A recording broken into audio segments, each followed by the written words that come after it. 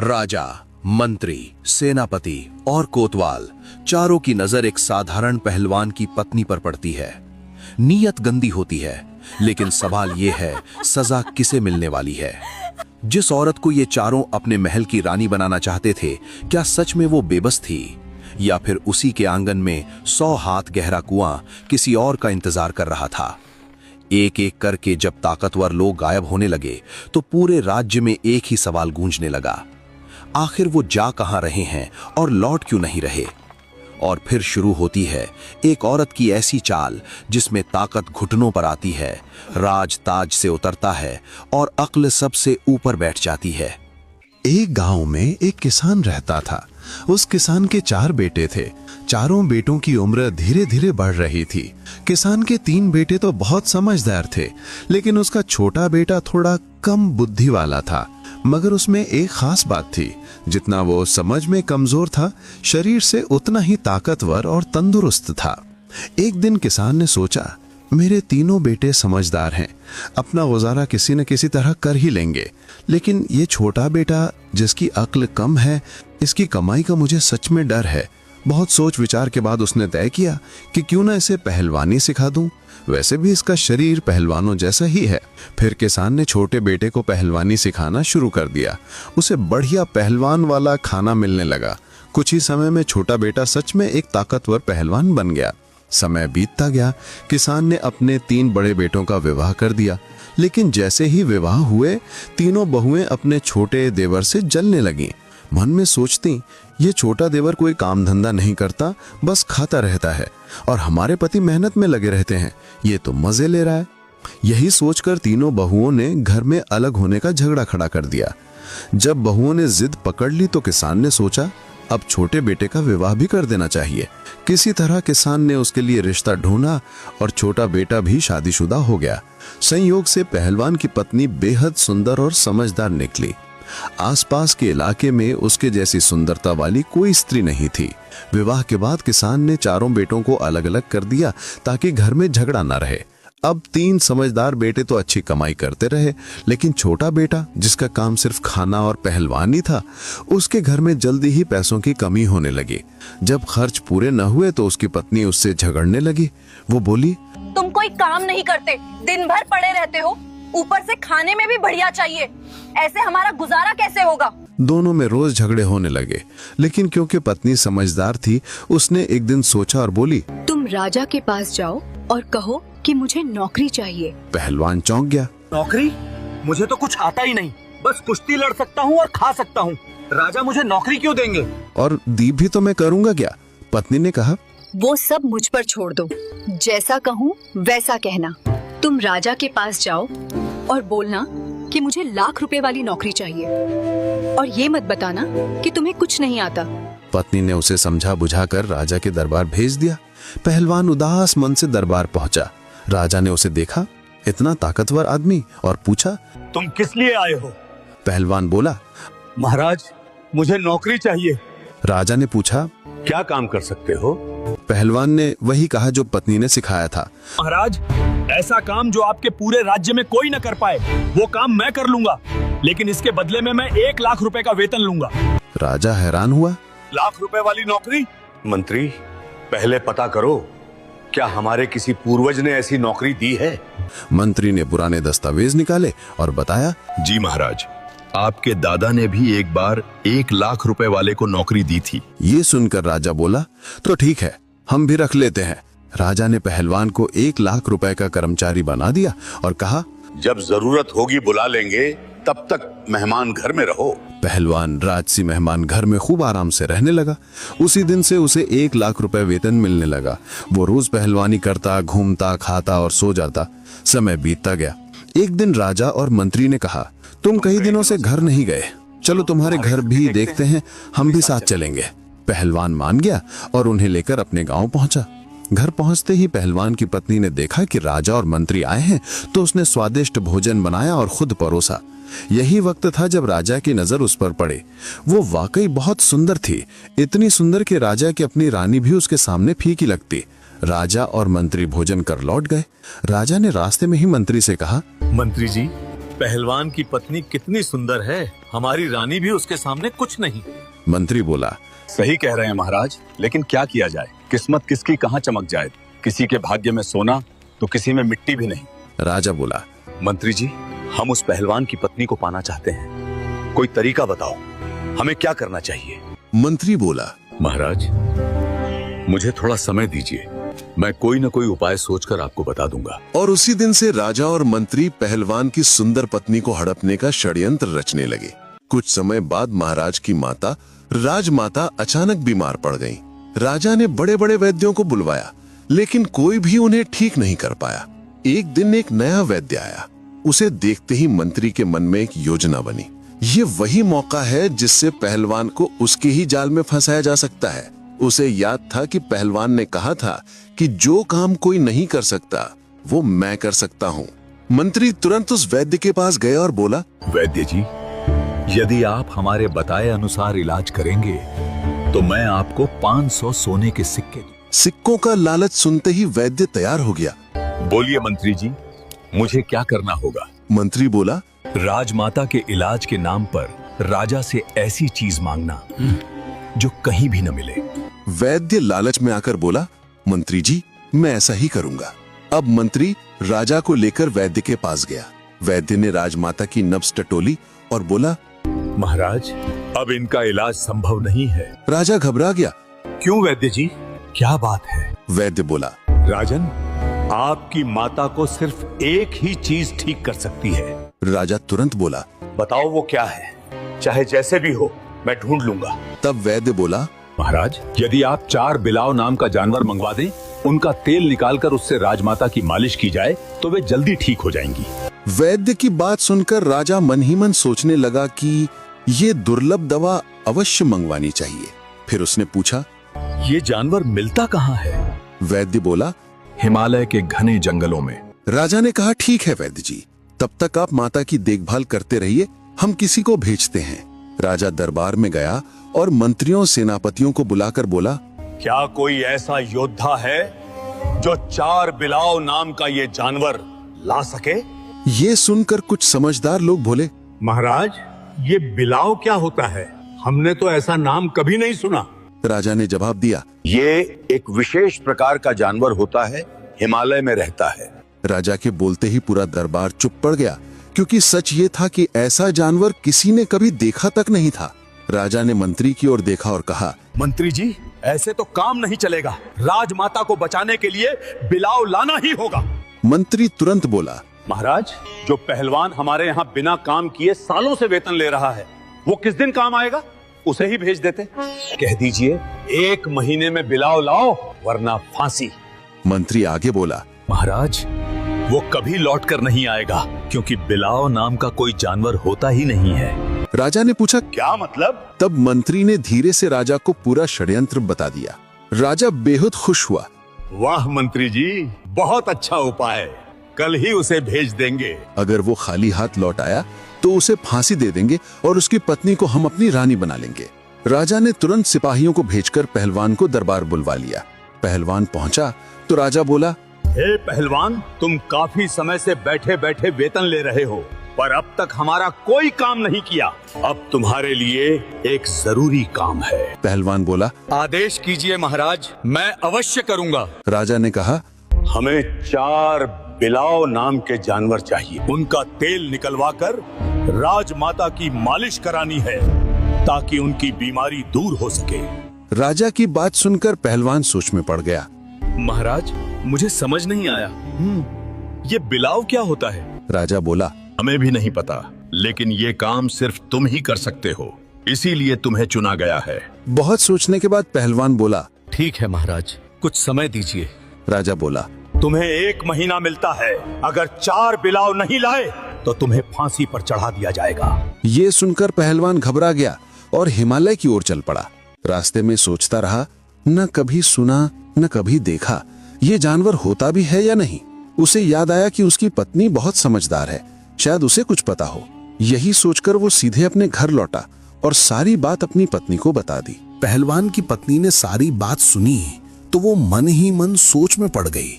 ऐसा कोई जानवर दुनिया में होता ही नहीं जरूर महाराज ने मेरे पति के खिलाफ कोई षड्यंत्र रचा है। बहुत विचार करने के बाद उसने कहा, ठीक है, तुम्हें महाराज ने 1 माह का समय दिया है। मेरे मायके में ऐसे बहुत से मिल जाते हैं। तुम ऐसा करो, वहीं चले जाओ और वहीं रहना। जब तक मैं खबर न भेजूं, तब तक वापस मत आना। मैं अपने भाइयों से कहकर बिलाव मंगवा दूंगी। ये सुनकर पहलवान खुश हुआ और अपनी ससुराल चला गया।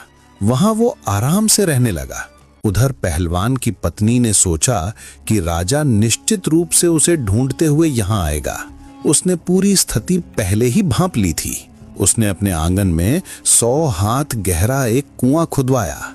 फिर उसके ऊपर कच्चे धागे से एक चारपाई बुनी और उस पर सुंदर बिस्तर बिछा दिया ताकि ऊपर से बिल्कुल साधारण लगे। इधर राजा ने सोचा, यही सही वक्त है, चलकर पहलवान की पत्नी को अपने प्रेम का इशारा कर देता हूँ। अगले दिन राजा पहलवान के घर पहुंचा और दरवाजे पर दस्तक दी। पत्नी ने दरवाजा खोला। राजा को देखकर उसने कहा, महाराज, इस समय मेरे पति घर पर नहीं हैं। आप बाहर बैठिए, मैं भोजन पानी लेकर आती हूँ। राजा तुरंत बोला, नहीं नहीं, मैं बाहर क्या करूंगा, मैं भी तुम्हारे साथ अंदर ही चलता हूँ। फिर उसे फुसलाने के इरादे से मीठी बातें करने लगा। हे सुंदरी, लगता है पहलवान तुम्हें ठीक से नहीं रखता। वो भला क्या रखेगा, वो तो खुद पराये की नौकरी करता है। अगर तुम हमारे महलों की रानी होती तो तुम्हारी जिंदगी कितनी खूबसूरत होती। राजा की बातें सुनकर पहलवान की पत्नी समझ गई कि उसकी नीयत खराब है। वो बोली, आइए महाराज, बिल्कुल आइए। आप सही कह रहे हैं, पहलवान किसी भी तरह से मेरे योग्य नहीं है। अब मैं ही उसे छोड़ दूंगी। आज से मैं आपके साथ रहूंगी। राजा उसकी बातों में फंस गया और उसके साथ घर के अंदर चला गया। आंगन में वही चारपाई रखी थी, कच्चे सूत की, जिसके नीचे गहरा कुआं था और ऊपर मखमल की चादर बिछी थी। पत्नी ने इशारा करके कहा, महाराज, आप इस चारपाई पर बैठिए, मैं अभी आती हूँ। जैसे ही राजा चारपाई पर बैठा, धागे से बुना जाल टूट गया और राजा सीधे कुएं में गिर पड़ा। वो बुरी तरह चोटिल हो गया। राजा के गिरते ही पहलवान की पत्नी जोर जोर से हंसने लगी और बोली, महाराज, अब आप इसी कुएं में बैठकर अपना राजपाट चलाइए। राजा डर गया। ये क्या हो गया, अब तो मैं फंस गया। 4 दिन तक राजा दरबार नहीं पहुंचा तो मंत्री को चिंता हुई। वो सोचने लगा, महाराज तो पहलवान की पत्नी के घर गए थे, जाने वहां क्या कर रहे हैं, मुझे जाकर देखना चाहिए। मंत्री भी पहलवान के घर पहुंचा। उसने आवाज लगाई तो पहलवान की पत्नी बाहर आई। वो बोली, कहिए मंत्री जी, कैसे आना हुआ? मंत्री बोला, महाराज से मिलने आया हूँ। वो 4 दिनों से आपके यहाँ ही रुके हुए हैं। पत्नी बोली, अरे नहीं, वो तो उसी दिन लौट गए थे जिस दिन आए थे। ये सुनते ही मंत्री मन ही मन खुश हुआ। अच्छा है महाराज नहीं है, अब मैं अपनी बात कह दूं। मंत्री बोला, देखो, पहलवान तो अब मरने ही वाला है। वो हिमालय के जंगल में गया है, जीवित लौटना संभव नहीं। तुम यहाँ अकेली कैसे रहोगी? चलो मेरे साथ, मैं तुम्हें महल में रख लूंगा। पत्नी मंत्री का इरादा समझ गई। उसने फिर चाल चली और बोली, आइए मंत्री जी, अंदर बैठिए। और वो उसे उसी चारपाई की ओर ले गई जिसके नीचे 100 हाथ गहरा कुआं था। मंत्री जैसे ही चारपाई पर बैठा, वो भी सीधे कुएं में जा गिरा। उसे देखकर राजा चिल्लाया, मंत्री जी, तुम यहाँ कैसे? महाराज, आप यहाँ कैसे गिरे? मैं तो पहलवान की पत्नी की खुशामद में आया था। अब तू भी आ गया है तो और मजा आ गया। इस तरह राजा और मंत्री दोनों कुएं में फंस गए। 2-4 दिन बीत जाने पर राजा के सेनापति को चिंता हुई। वो सोचने लगा, राजा को ढूंढने मंत्री भी गया था, वो भी अब तक लौटा नहीं। क्या दोनों पहलवान की पत्नी के पास ही अटके पड़े हैं? जाने वहां क्या कर रहे होंगे। यही सोचकर सेनापति भी पहलवान के घर पहुंचा। शाम हो गई थी। जैसे ही उसने पहलवान की सुंदर पत्नी को देखा, उसकी नीयत भी खराब हो गई। वो भी उसके मीठे जाल में फंस गया। पत्नी ने उसे भी अंदर बुलाया और उसी चारपाई पर बैठने को कहा। जैसे ही सेनापति बैठा, चारपाई टूटी और वो भी नीचे कुएं में जा गिरा। राजा और मंत्री उसे देखकर बोले, अरे सेनापति, तुम भी आ गए? महाराज, सेनापति बोला, महाराज आप भी यही हैं? मैं तो आपको ढूंढने आया था। राजा बोला, अरे तुमने ढूंढ लिया, अब पड़े रहो यहाँ। अब तीनों सोचने लगे, हम तो पहलवान की पत्नी को लेने आए थे, उल्टा जान ही खतरे में पड़ गई। अगले दिन राजा के कोतवाल को भी शक हुआ।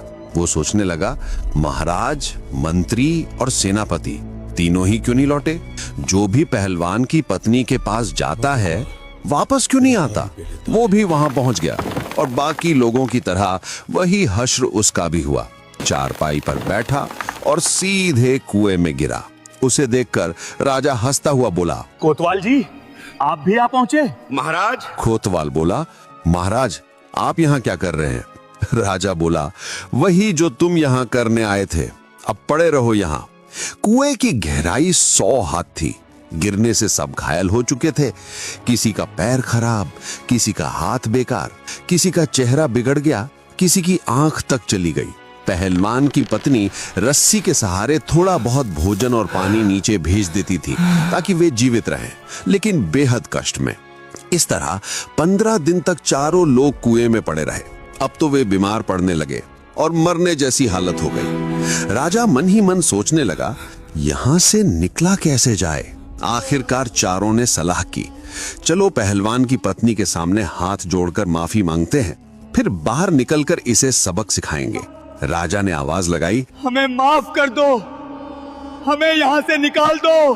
पहलवान की पत्नी जानती थी कि अगर इन्हें ऐसे ही छोड़ दिया गया तो अवश्य बदला लेने आएंगे, इसलिए उसने एक नई योजना बनाई। महाराज, वो बोली, मैं आप लोगों को बाहर निकाल दूंगी और महल भेज भी दूंगी, लेकिन एक शर्त है, जैसे मैं आपको भेजूंगी वैसे ही जाना होगा। राजा और बाकी लोग मजबूरी में उसकी शर्त मान गए। पत्नी ठीक बोली, है, 2 ठीक दिन है। रुकिए, तीसरे दिन मैं आपको आपके महल तक पहुंचा दूंगी। ये सुनकर चारों बहुत खुश हो गए। उधर पहलवान की पत्नी ने अपने जेठों के बच्चों को आदेश दिया, जितने हो सके चिड़ियों के पंख लाओ, कबूतर, मोर, चिड़िया जो मिले, और एक कमरे को पंखों से भर दो। 2 दिनों में वो कमरा पूरा भर गया। तीसरे दिन उसने अपने जेठों के बेटों से कहा, अब 2 क्विंटल तारकोल लाओ। तारकोल गर्म किया गया, फिर ठंडा होने पर बड़ी कढ़ाई में भर दिया गया। फिर उसने कुएं में मोटा रस्सा डलवाकर सबसे पहले राजा को बाहर निकाला। राजा को बाहर निकालकर उसने कहा, पहले इस कढ़ाई में डुबकी लगाओ, फिर बगल के कमरे में जाकर लेट जाओ। राजा पहले से ही अधमरा था। उसने बिना कुछ पूछे आदेश मान लिया। वो तारकोल में डूबा और फिर पंखों वाले कमरे में लेट गया और देखते ही देखते उसके पूरे शरीर पर पंख चिपक गए। फिर मंत्री, सेनापति और कोतवाल चारों को भी एक एक करके ऐसे ही कुएं से निकालकर तारकोल में नहलाया गया और पंखों वाले कमरे में भेज दिया गया। अब चारों काले तारकोल में लिपटे और पंखों से ढके हुए एक अजीब सी प्राणी की तरह दिखने लगे थे। ऊपर से चोटें, बीमार शरीर, दिमाग में सिर्फ एक बात, किसी तरह महल पहुंचे, फिर इस औरत को उसकी औकात दिखाएंगे। इधर पहलवान की पत्नी ने अपने मायके में खबर भेजकर अपने पति को वापस बुला लिया। जब पहलवान घर लौटा तो उसकी पत्नी ने कहा, देखो, मैंने 4 जानवरों का इंतजाम कर दिया है।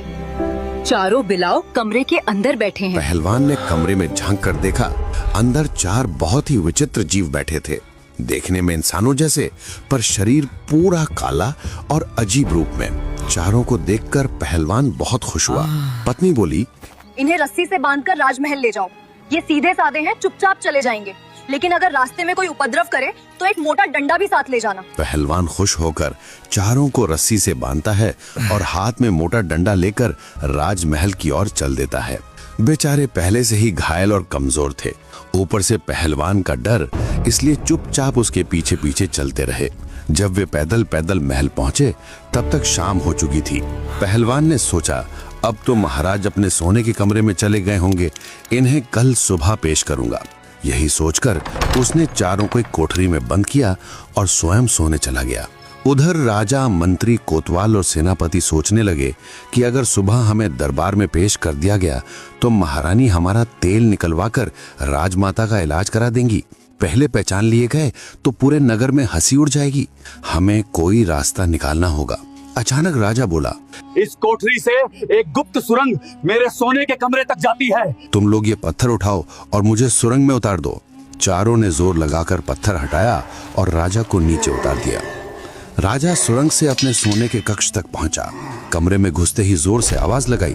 रानी बाहर निकली और उस विचित्र रूप को देखकर घबरा गई। राजा के पूरे शरीर पर पंख ही पंख लगे हुए थे। ऐसा प्राणी उसने पहले कभी नहीं देखा था। वो चीख पड़ी। चीख सुनते ही नौकर, दास दासी, सैनिक सब इकट्ठा हुए और उस अजीब जीव की पिटाई शुरू कर दी। मारो मारो, कौन सा जानवर महल में घुस आया? राजा चिल्लाते रहे, मत मारो, मैं महाराज हूँ। लेकिन कोई न रुका। काफी देर मार खाने के बाद रानी ने उनकी आवाज पहचान ली।